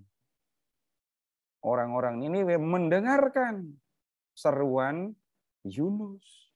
Dan 40 hari lagi Niniwe akan ditunggang balikkan. Ya, kelihatannya cuma satu kata, pasti ada penjelasan. Kenapa? Karena mereka sudah melakukan kejahatan. Maka yang mereka lakukan kemudian adalah mereka mengumumkan puasa, ya, boleh makan kenyang 1 hari 1 kali, gitu ya pengumuman puasanya ya. Nah, kemudian lihat semua orang mengenakan kain kabung. Kalau mendengar kata kain kabung, ya kain yang menandakan orang sedang berkabung gitu. Dan kalau sekarang orang berkabung mengenakan baju hitam. Tapi kalau kacamata hitam itu tanda berkabung atau bukan?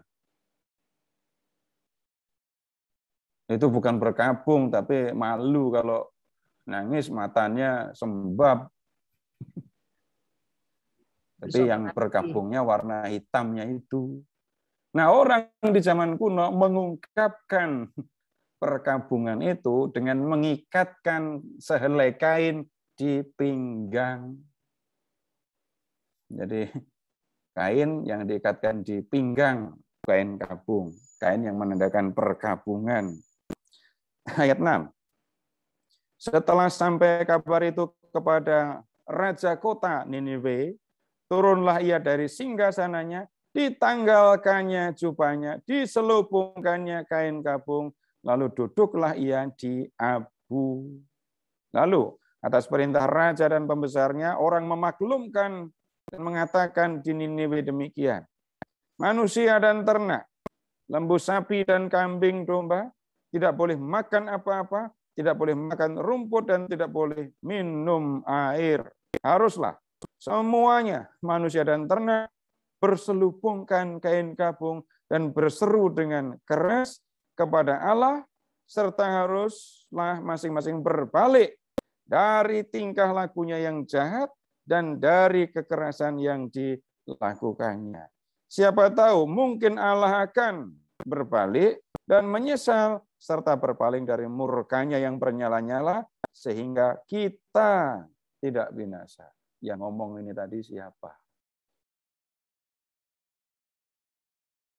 Harus kembali ke ayat 7 kan. Yunus sudah menyampaikan seruan. Ya, kalau dalam 40 hari lagi Tuhan akan menjatuhkan hukuman kepada Niniwe. Niniwe akan ditunggang balikkan. Orang puasa, berkabung. Berita sampai kepada raja. Raja juga percaya kepada ya kata-kata yang sampai ke telinganya. Jadi kalau memperhatikan teks ini kelihatannya raja tidak langsung dengar dari Yunus ya. Tapi raja percaya kepada yang dikatakan oleh Yunus. Lalu dia mengambil tindakan sendiri. Yang pertama, dia sendiri turun dari tahta, menanggalkan jubah, kemudian mengenakan kain kabung, lalu duduk di atas abu. Ini kebiasaan orang Yahudi. Ini kebiasaan orang Yahudi, orang Asyur masa begini kebiasaannya. Nah, berikutnya dia membuat aksi puasa gitu ya. Gerakan puasa nasional ini. Atas perintah raja dan besarnya orang memaklumkan dan mengatakan, lihat, manusia dan ternak ya, tidak boleh makan apa-apa, tidak boleh makan rumput, tidak boleh minum air. Ya, manusia dan binatang puasa semua. Ayat 8. Wah, ini agak repot ini.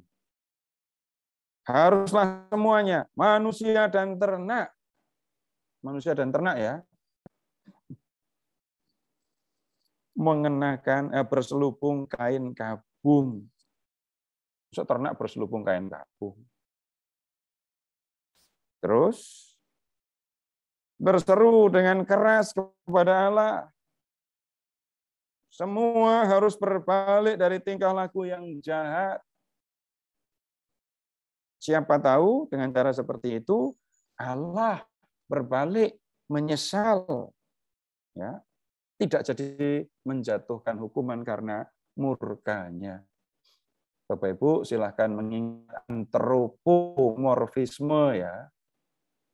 Allah yang digambarkan memiliki sifat, ciri seperti seorang manusia. Allah di sini berbalik dan kemudian dikatakan menyesal. Yang bisa menyesal itu kan manusia. Tapi ya, apa yang dilakukan manusia digunakan untuk menggambarkan Allah. Nah, kemudian ayat 10. Ketika Allah melihat perbuatan mereka itu, yakni bagaimana mereka berbalik dari tingkah lakunya yang jahat, maka menyesalah Allah karena malapetaka yang telah dirancangkannya terhadap mereka, dan ia pun tidak jadi melakukannya. Allah melihat orang-orang Niniwe mendengarkan seruan yang disampaikannya melalui Nabi Yunus. Mereka menyadari kesalahannya, mereka berpuasa, mohon ampun kepada Tuhan, berbalik dari perilakunya yang jahat, dan kemudian Tuhan memperhatikan. Dan kemudian yang terjadi, hukuman di cancel, dibatalkan. Tuhan tidak jadi menghukum Niniwe. Nah, sekarang begini, Bapak Ibu, Yunus tadi kan lari di hadapan Tuhan. Kenapa kok lari? Enggak sepakat dengan Tuhan. Orang bangsa yang sejahat itu kok diingatkan supaya bertobat. Biarin aja dihukum. Tapi kemudian Yunus kan dipaksa oleh Tuhan untuk ke Niniwe kan. Dan kemudian reaksi Yunus di bab 4 ayat 1. Tetapi hal itu mengesalkan hati Yunus. Lalu marahlah ia. Kenapa Yunus kesal dan marah? Ya harusnya Niniwe itu dibiarkan saja. Biarin aja dalam Niniwe ditunggang balikkan. Biarkan saja Niniwe dihancurkan. Kenapa? Jahat. Kurang jahat apa? Ingat yang ya dialami oleh kerajaan Israel Utara. Kota dikalahkan, suruh bayar upeti. Kerajaan Israel berusaha untuk menyelamatkan diri dengan minta bantuan Mesir. Kota Samaria dikepung 3 tahun. Setelah pengepungan itu, orang-orang Samaria, orang-orang Israel Utara ya, dibawa ke pembuangan, diangkut ke pembuangan, dan mereka tidak pernah kembali lagi. Jadi untuk Yunus, dalam pemahaman Yunus, Niniwe itu jahat sekali. Tapi kemudian Tuhan mengingatkan orang Niniwe. Lah kok Niniwe bertobat, terus Tuhan tidak jadi menghukum. Ini yang membuat Yunus jengkel, marah. Dan sekarang ayat 2. Dan berdoalah ia kepada Yahweh. Ya Yahweh, bukankah telah kukatakan itu ketika aku masih di negeriku? Itulah sebabnya maka aku dahulu melarikan diri ke Tarsis, sebab aku tahu bahwa Engkaulah Allah yang pengasih dan penyayang, panjang sabar dan berlimpah kasih setia, serta menyesal karena malapetaka yang hendak didatangkannya. Jadi Yunus itu, ini kalau diomongkan aneh ya. Bapak Ibu senang nggak kalau mengetahui Allah itu pengasih dan penyayang, panjang sabar dan berlimpah kasih setia? Senang. Kalau itu berlaku untuk saya. Kalau Tuhan menyayangi saya, kalau Tuhan melimpahkan kasih-Nya kepada saya, mengampuni semua dosa saya senang. Ayo coba pakai pemahaman yang sangat biasa.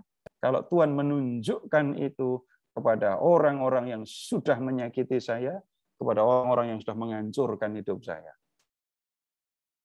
Senang, Tuhan itu pengasih dan penyayang, panjang sabar, berlimpah kasih setia kepada Dia yang sudah menghancurkan saya. Sedih, jangan. Kita pakai hitungan wajar dulu, dengan biasa dulu. Bapak Ibu kan tidak tiba-tiba langsung jadi suci dan kudus kan? Pernah mengalami rasanya gembira ketika orang yang menyakiti saya itu menderita. Enggak perlu diumumkan, tapi kadang-kadang ya dikit-dikit dulu ada lah gitu ya. Bisa jadi. Kalau tiba-tiba atau dari awal belum pernah mengalami, ya puji Tuhan. Dan jangan nyoba-nyoba. Jadi Yunus bicara kepada Tuhan, bukankah telah kukatakan itu ketika aku masih di negeriku? Tuhan itu pengasih dan penyayang. Nanti ya ini Tuhan bilang kepada orang Niniwe. Niniwe akan ditukang balikkan. Kalau mereka bertobat, Tuhan akan mengampuni. Nah, masalah buat Yunus adalah Niniwe itu musuh Israel. Niniwe itu adalah musuh yang sudah membuat saudara-saudaranya dibuang dan nggak kembali. Jadi dia tidak bisa menerima itu. Dan kemudian Bapak Ibu lihat sedihnya atau jengkelnya Yunus. Ayat 3. Jadi sekarang, ya Yahweh, cabutlah kiranya nyawaku. Karena lebih baik aku mati daripada hidup. Itu sama. Coba, ini marah sampai pengen mati. Biasanya orang sedih sampai pengen mati. Yunus jengkel kepada Tuhan sampai mengatakan, ya cabut nyawaku saja. Saking tidak bisa menerimanya. Ini gambaran bagaimana Yunus tidak bisa menerima sikap Yahweh itu tadi. Tetapi Yahweh berfirman kepada Yunus, Yunus, layakkah engkau marah? Yunus telah keluar meninggalkan kota itu dan tinggal di sebelah timurnya. Ia mendirikan di situ sebuah pondok dan ia duduk di bawah naungannya menantikan apa yang akan terjadi atas kota itu. Jadi Yunus sudah keluar kota ya, nunggu di sebelah timur kota, bikin pondok, dia akan update informasi apa yang terjadi dengan Niniwe. Hancur apa enggak ini nanti. Nah, kemudian ayat 6. Lalu atas penentuan Tuhan Allah, tumbuhlah sebatang pohon jarak melampaui kepala Yunus untuk menaunginya. Ini pertumbuhan yang istimewa loh ya. Cepat sekali tumbuhnya. Sebatang pohon jarak tumbuh sampai menaungi kepala Yunus. Ya, agar ia terhibur daripada kekesalan hatinya. Yunus sangat bersukacita karena pohon jarak itu. Senang, pohon jarak tumbuh cepat sekali, lalu dia bisa bernaung di bawahnya. Tetapi keesokan harinya, ketika fajar menyingsing atas penentuan Allah, datanglah seekor ulat yang menggerek pohon jarak itu sehingga layu. Tuhan itu maksudnya apa coba? Yunus jengkel, marah, dihibur, kasih pohon jarak. Habis itu dikirim ulat. Menghabisi daun jarak itu. Dan akibatnya, ya pohon jarak itu layu. Pagi-pagi loh itu ya.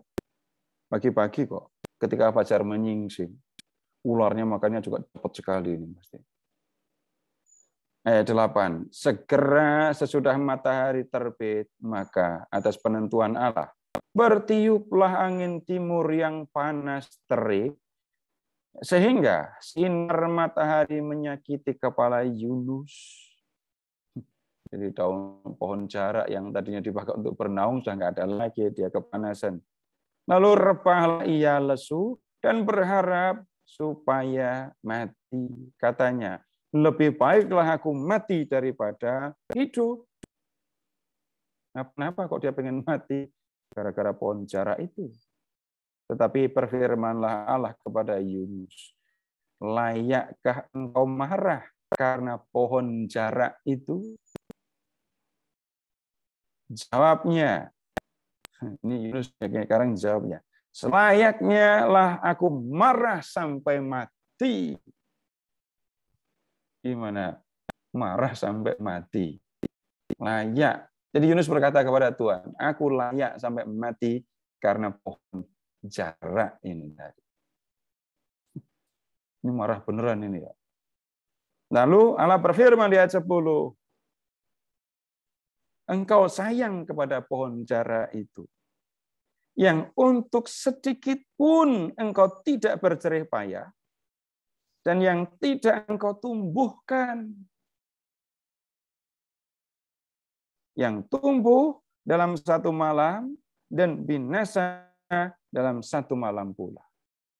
Jadi ini tadi kan Tuhan berkata, Yunus, layak nggak kamu marah gara-gara pohon jara itu? Yunus mengatakan, ya layak aku marah. Bahkan aku layak marah sampai mati.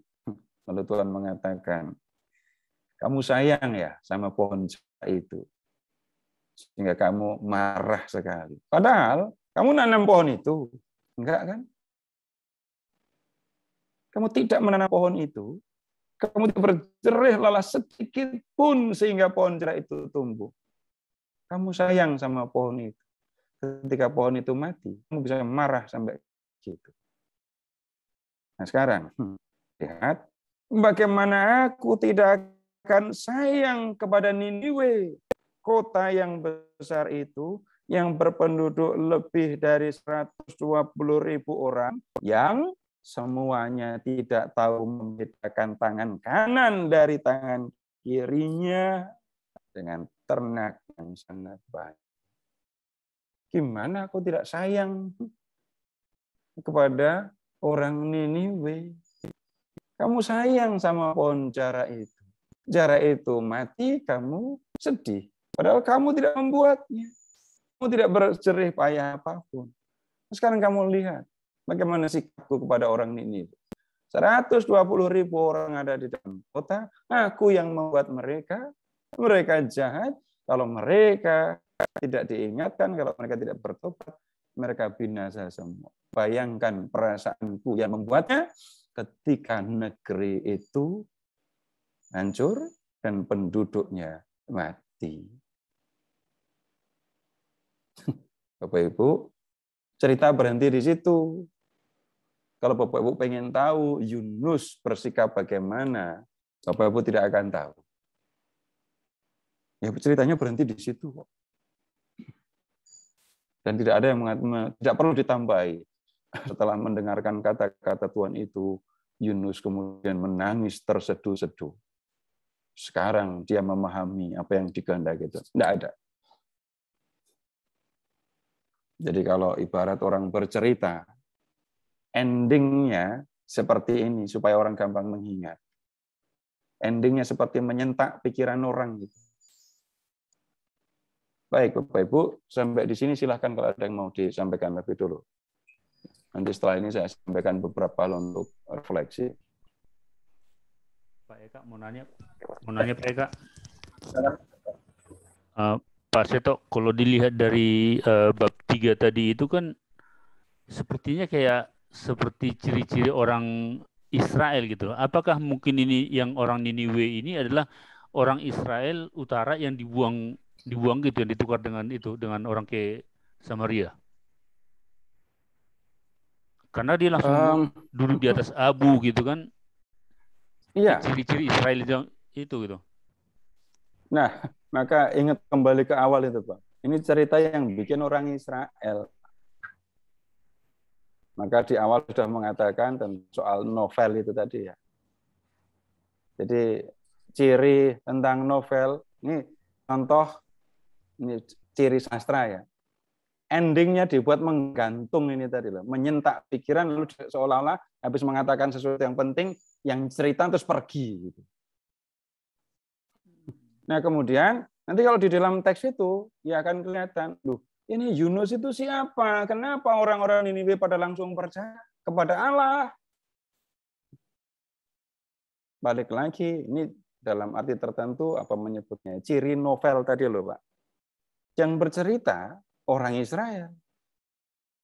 Orang Israel kalau menggambarkan orang sedang berpuasa, bertobat, bergabung, ya caranya begitu. Atau begini, Bapak Ibu pernah memperhatikan lukisan tentang kehidupan Perjanjian Lama, kehidupan Yesus, tetapi dari lukisan orang-orang Eropa abad pertengahan. Bajunya, baju orang Eropa. Pakaian orang Eropa. Lalu akan ketemu. Ini cerita tentang orang Yahudi, tapi ada anjingnya. Cerita di dalam Alkitab yang pakai anjing itu cerita Tobit aja. Tapi kalau cerita yang lain kok ada unsur anjing di dalam cerita. Ini bukan orang Yahudi yang bercerita, bukan orang Yahudi yang melukis. Jadi balik lagi, orang Yahudi menyampaikan teologi dengan sebuah cerita. Dan ceritanya ya nggak akan lepas dari cara hidup orang Yahudi sendiri. Begitu, Pak. Terima kasih, Pak. Gambar. Silakan Bapak Ibu. Ini Bapak Ibu jangan-jangan nggak tega ya melihat ini kitab suci kok disebutnya, ini saya sebut terang-terangan novel, lalu pernah dengar kitab suci itu fiksi. Bapak Ibu, jangan mau diseret, ditarik kepada orang-orang yang bahkan tidak paham tentang kitab suci itu. Jadi jangan mau dikasih pilihan kitab suci itu fiksi atau historis. Kalau Bapak Ibu terjebak kepada pilihan itu, ya buat saya celaka. Dia nggak ngerti banyak, tapi ngomong banyak, lalu kita percaya. Bahkan fiksi itu apa, mitologi itu apa, cerita itu apa, kebenaran itu yang seperti apa. Jangan-jangan yang bicara juga nggak paham. Orang yang bicara banyak tidak sama dengan orang yang tahu banyak, kan ya. Jadi sekali lagi kalau mendengar ada ungkapan dari yang lain dan berusaha memasukkan kita ke dalam frame cara berpikir mereka, jangan buru-buru mau. Ya. Tapi nanti kalau kita bicara tentang kebenaran iman yang disampaikan dalam kitab Yunus, Bapak Ibu tidak akan terikat kepada waktu manapun, tidak perlu Bapak Ibu bingung dengan historisitas. Tunggu dulu tapi. Ya. Silakan kalau masih ada lagi. Silakan Bapak Ibu. Ya Pak Eka, mau tanya coba Pak Eka. Ya, silakan Bu Erdi. Tentang, iya Pak. Tentang itu 40 hari berpuasa dan berkabung itu loh Pak Seto. Itu apakah itu hari keramat itu apa bisa dalam kitab suci ada beberapa kali menyebutkan bahwa 40 hari itu hari yang sangat istimewa ya Pak, tentang Tuhan Yesus memberikan apa itu kepada Musa dan sebagainya. Itu bisa di zaman sekarang ini apa bisa dilaksanakan ya Pak tentang berpuasa 40 hari apalagi di masa pandemi ini gimana Pak menurut Pak Seto? Kerjakan saja Bu. Mulai dari hari ini hitung 40 hari ke depan dan lihat apa yang akan terjadi dengan Ibu. Apa yang akan terjadi? Ya pasti kurus. Puasa 40 hari kok. Nah, angka 40 ya di mana-mana di Perjanjian Lama dan Perjanjian Baru ada menunjuk kepada jangka waktu, yaitu angka yang istimewa, sudah begitu saja. Nggak usah dicari-cari lebih jauh. Orang Israel berjalan mengembara di gurun 40 tahun. Yesus puasa di gurun 40 hari. Lalu setelah 40 hari lagi, Niniwe akan ditunggang balikkan. Itu akan gampang begitu saja. Jadi tidak akan di Alkitab menyebut dalam 34 hari. Enggak. Angka-angka istimewa itu akan muncul di dalam teks-teks di Perjanjian Lama dan Baru. Kalau di kitab Wahyu nanti 3, 7, 10, 12. Kalau yang kemudian yang berikutnya ada angka 40 itu. Ngapain berpikir apakah puasa 40 hari bisa dikerjakan sekarang? Apakah ini yang mau diomongkan oleh penulis kitab Yunus? Ya kalau mau dipraktekkan puasa 40 hari, ya enggak apa-apa. Tapi puasa beneran. Lalu lihat, semua anggota keluarga diberitahu tapi ya. Nanti kalau nggak diberitahu, ibu nggak mau makan 40 hari, nanti malah dikira orang aneh loh ya. Di dalam kamar itu isolasi itu cuma 14 hari. Wah ini kok sampai 40 hari isolasi nggak mau makan lagi. Jadi pesan saya itu kalau mau laksanakan 40 hari puasa, ibu siapkan hati dan budi, kemudian kasih tahu keluarga, saya mau puasa 40 hari.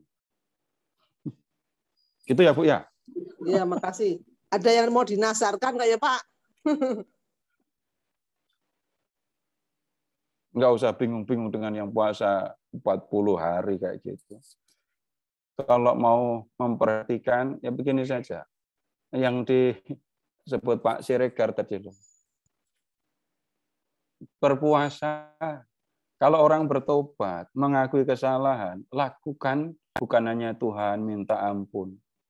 Pertobatan, penyesalan, itu diwujudkan dengan tindakan. Ngakunya bertobat, selama ini nggak pernah dengerin Tuhan, ngakunya nyesel, hidupnya dihabisin untuk diri sendiri. Cuma ngomong gitu. Diminta bantu sesama, diminta untuk bantu sesama teman yang isolasi mandiri aja tetap nggak mau keluar duit. Kayak gitu bilang tobat. Kayak gitu bilang nyesel karena belum pernah, karena selama ini nggak pernah memperhatikan Tuhan. Gimana menyesal apaan yang seperti itu? Penyesalan disertai dengan tindakan. Bertobat diwujudkan dalam tindakan. Itu yang menjadi penting untuk diperhatikan. Jangan hanya Tuhan minta ampun, Tuhan saya menyesal, tapi nggak buat apa-apa. Melakukan yang sebaliknya. Dulu saya nggak dengerin Tuhan, sekarang saya dengerin Tuhan. Dulu saya hidup untuk diri sendiri, sekarang saya hidup untuk Tuhan. Nah, begitu cara menyesal.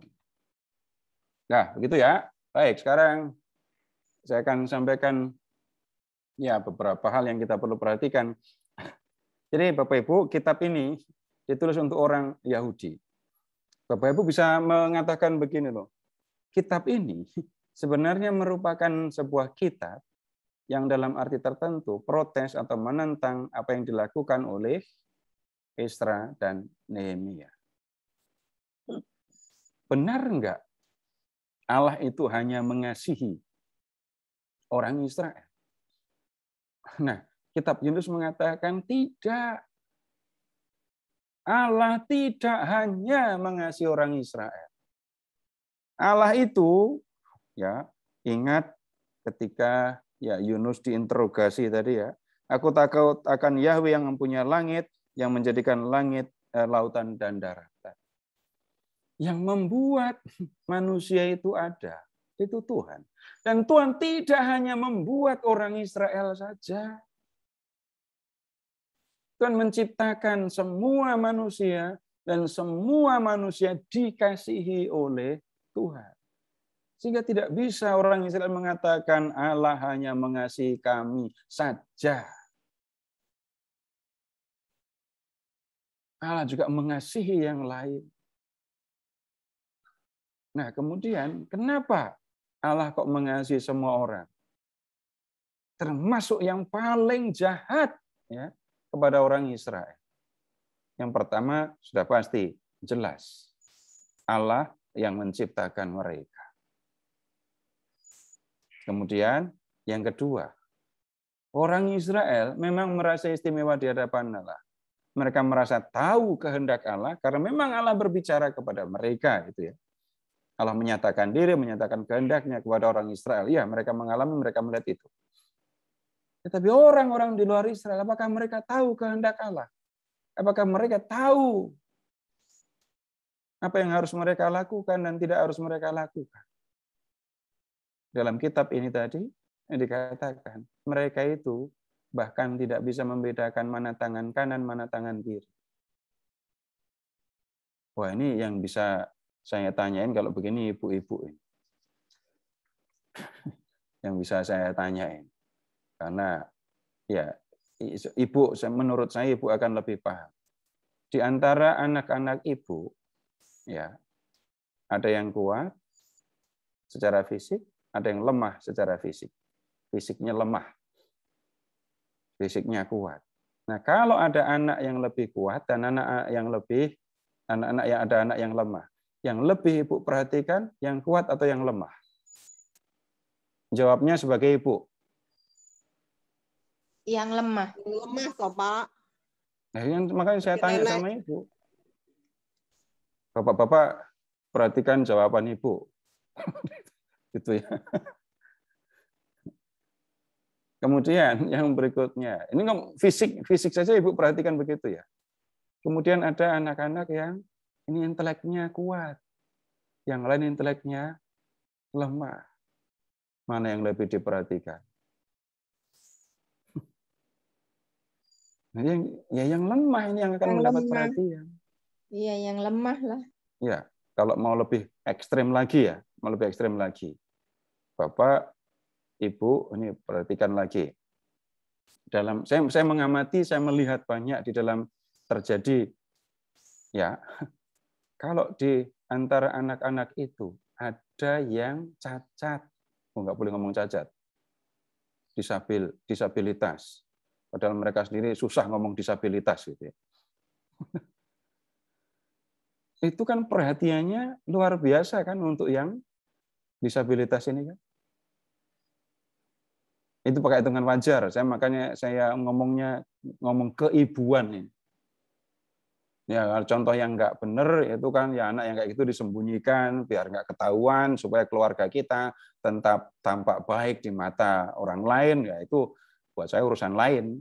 Tetapi yang menunjukkan apa nyebutnya ya naluri atau situasi keibuan justru yang secara fisik itu lemah atau disabilitas tadi itu yang akan sangat diperhatikan. Nah, sekarang silahkan mengamati itu ada dalam diri Tuhan. Niniwe, orang Asyur yang jahat kepada orang Israel itu, di mata Tuhan beda dengan di mata orang Israel. Yang kelihatan di mata orang Israel, mereka kejam. Mereka membunuh saudara-saudara Israel, membuang yang masih hidup, dan yang dibuang itu tidak pernah balik lagi. Jahat sekali mereka. Minggu depan kita akan melihat runtuhnya Niniwe itu kayak apa. Kita dengar Nabi Nahum dan Habakuk. Tapi malam ini kita lihat ini dulu. Tapi di mata Tuhan yang kelihatan apa? Mereka itu nggak ngerti mana benar, mana salah. Mereka itu lemah sekali. Nggak bisa membedain mana tangan kiri. Jangan dilanjutkan dengan bahasa Indonesia ya. Nggak bisa membedakan tangan yang untuk makan dan tangan yang untuk isi sendiri. Itu kan kelemahan yang sangat serius. Dan Tuhan sayang sama mereka. Mereka itu Tuhan yang menciptakan mereka, tapi ternyata mereka ada dalam keadaan yang sangat lemah.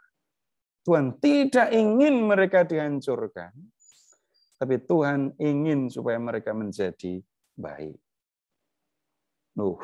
Kalau kita mempelajari yang seperti ini, Bapak Ibu, lalu pertanyaan yang saya ajukan kepada Bapak Ibu di awal tadi, baik sikap Yunus dan sikap Tuhan ada di dalam diri kita.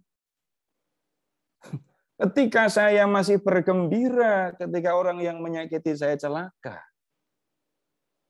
Ketika saya berdiam diri pun ketika melihat orang lain celaka, saya ada dalam sikap seperti Yunus ini tadi. Tapi ketika saya menjadi sedih, ya, kalau melihat orang-orang yang pernah menyakiti saya itu mengalami celaka, nah, kita sudah ada di dalam sikap Tuhan. Sedih ketika melihat orang lain, sejahat apapun dia kepada saya, tertimpa atau mengalami musibah malapetaka. Bapak Ibu, saya menyampaikan hal ini bukan mengatakan ini soal yang mudah. Kalau Bapak Ibu mau mengamati, silahkan amati saja. pernah mengalami gembira ketika orang lain musuh saya susah, dan merasa sedih ketika orang yang memusuhi saya susah, itu perlu jangka waktu berapa hari untuk bisa berubah. Oh, nak aja ngomong hari gitu. Sampai bertahun-tahun aja nggak bisa. Tetapi ketika kita mengalami perubahan seperti ini, maka ini sesuatu yang betul-betul harus diperhatikan. Dan coba kita berpikir seperti Tuhan tadi ya. Wah, ini kalimatnya berat sekali nih. Berpikir seperti Tuhan berpikir. Bapak Ibu, lama saya memperhatikan, ternyata tidak semua orang itu tahu kalau iri itu nggak baik loh ya. Jangan melihat diri sendiri langsung. Atau jangan melihat diri sendiri sekarang terutama. Tolong mundur kalau pernah mengalami. Belum tentu mengalami juga. Tapi bisa loh, dan banyak loh orang yang bahkan tidak tahu kalau iri hati itu tidak baik. Tidak tahu, karena itu tidak tahu juga ketika dia sedang dikuasai iri hati. Tidak tahu kalau membuat fitnah itu keliru. Banyak yang nggak ngerti beneran loh ya. Dan tidak bisa diingat, sudah nggak ngerti, nggak bisa dikasih tahu, lebih repot lagi kan. Memberitahu orang yang sedang iri itu kan nggak sederhana. Dan nanti akan ketemu lagi yang begini. Saya mengambil contoh yang gampang karena soal iri hati itu kan saya berulang-ulang menyampaikannya, dan nyatanya itu ya lumayan banyak pengaruhnya dalam kehidupan. Orang yang iri hati, dia nggak ngerti kalau iri itu nggak baik, apalagi mempengaruhi dirinya, apalagi mempengaruhi kehidupannya. Dia bahkan nggak ngerti itu. Sehingga kalau ada orang yang menyebarkan fitnah, ada orang yang ya membuat berita atau omongan nggak benar, lalu bahkan dalam arti tertentu mau merendahkan atau menghancurkan saya, tolong amati orang ini sebenarnya sedang apa. Itu bukan orang kuat, orang paling lemah, jangan-jangan.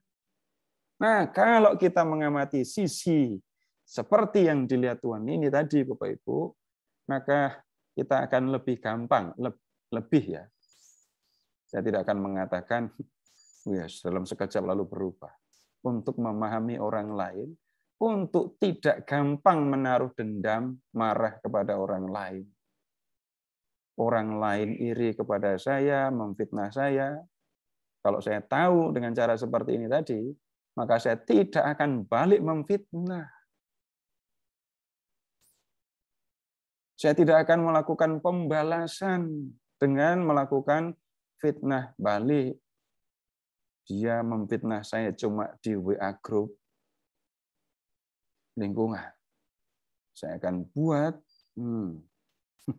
di WA group paroki biar lebih hebat lagi pembalasannya. Tidak cukup. Apalagi ya, kalau melakukan itu ya sama-sama nggak tahu namanya, sama-sama nggak paham. Lalu akan ketemu di ujungnya. Kasihan ya orang itu. Contoh yang lain lagi. Bapak Ibu, ternyata juga, mungkin Bapak Ibu silakan amati sendiri ya, ada loh ya, orang-orang yang seumur hidup itu menghabiskan waktu, tenaga, uang hanya untuk dirinya sendiri. Paling jauh untuk keluarganya, dan tidak pernah bisa berpikir untuk orang lain. Kita, kalau melihat yang seperti itu, atau saya mendengar saya berkata seperti itu, Bapak Ibu mungkin akan merasa aneh. Tapi kalau Bapak Ibu amati, jangan cari loh ya. Jangan cari apalagi diomongin. Bapak Ibu kayak gini ya, enggak usah. Ini pelajaran tentang kehidupan ya, kita akan melihat saja, kan bisa kelihatan. Tanpa harus menghakimi, tanpa harus mengadili. Enggak. Ada loh. Seumur hidup, kerja cari duit. Duit banyak, dipakai untuk apa? Diri sendiri. Waktu habis untuk diri sendiri. Tenaga habis sampai mati hanya untuk mengurus diri sendiri, paling jauh sampai keluarga. Nggak terpikir, bahkan tidak terpikir ya, melakukan sesuatu untuk orang lain demi Tuhan. Melayani Tuhan dalam diri orang lain. Nggak pernah ada di pikiran. Dan tidak terpikir juga. Ada sebagian dari yang diberikan Tuhan, uang yang ada pada saya gunakan untuk menolong orang lain, membantu orang lain. Ada loh ya, sampai mau mati aja nggak ingat, nggak tahu yang kayak gini. Orang hebat? Enggak, bukan orang hebat, sama sekali bukan. Hebat, dia ngumpulin uang banyak, ya mungkin dalam hal itu dia hebat. Maka kita lihat dari sisi yang lain tadi loh. Pengetahuan, pemahaman yang sederhana. Tuhan memberikan kepada saya rezeki, lalu dengan rezeki itu saya bisa mengasihi orang lain, itu pun nggak ada, nggak sampai di dalam pemahaman. Jadi kita belajar dengan cara seperti ini, jadi mengamati apa yang terjadi dalam kehidupan, lalu dengan pemahaman seperti ini, Bapak Ibu, kita bisa mengasihi mereka? Bisa. Nggak usah kemudian kirim proposal terus sampai dia mau mengeluarkan uang. Kalau mau itu ya nggak apa-apa sih. Kalau uangnya cuma kasih sedikit, kirim lagi proposal sampai kasih yang besar. Nggak begitu juga. Tapi Bapak Ibu minta kepada Tuhan supaya orang-orang yang seperti itu dibuka hatinya, supaya Tuhan membuka pikiran dan hati supaya memahami kebenaran itu. Sehingga dia terbuka untuk kehendak Allah dan mengikuti apa yang dikehendaki oleh Allah. Dan Bapak Ibu, Allah menghendaki supaya kita berhenti sekarang. Terima kasih, selamat malam. Sudah jam 9 soalnya. Ya. Terima kasih banyak Pak Seto untuk pengajaran dan kelas pada malam hari ini serta renungannya. Semoga kita bisa berkarya lebih lagi buat Tuhan dan buat orang-orang di sekitar kita. Dan Bapak Ibu, Senin depan kita akan kembali melanjutkan kelas ini, yaitu di tanggal 16 Agustus 2021. Jadi tetap stay tune bersama dengan kami di channel ini KKS Blok B Jakarta Selatan. Dan kita akan tutup pertemuan pada malam hari ini dan kita berdoa terlebih dahulu yang akan dipimpin oleh Pak Marihot. Silakan Pak Marihot. Terima kasih Pak Eka. Bapak Ibu, mari kita satukan hati dalam doa untuk menutup pertemuan malam ini. Demi nama Bapa dan Putra dan Roh Kudus. Amin. Allah Bapa di surga, kami bersyukur atas berkat dan penyertaan-Mu selama pengajaran Kitab Yunus malam ini. Semoga apa yang baru kami pelajari ini dapat bermanfaat bagi perkembangan iman kami, di dalam persiaran kami, dan juga dalam relasi kami dengan sesama.